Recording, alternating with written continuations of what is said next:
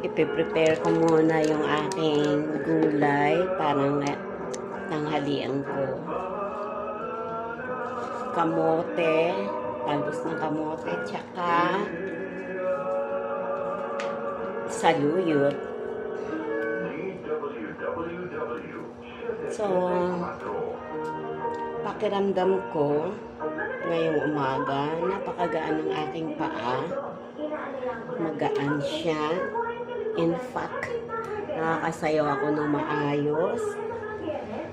Hindi kagaya dati na pag pumihit ako, pinipilit ko lang. Ngayon medyo okay.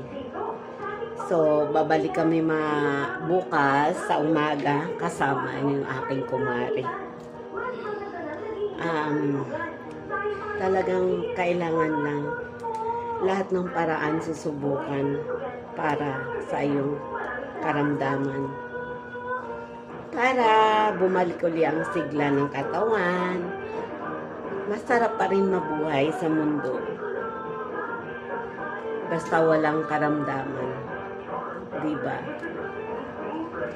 So, ito, ang ulam ko ay yung kahapon na natira kong galunggong na isdang prito.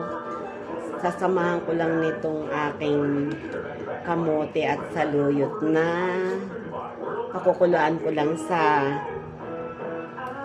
tubig na may konting asin at medyo lagyan ko lang ng konting mantika para ma-preserve ang kanyang kagandahan, kagaya ko. Joke. Thank you for watching.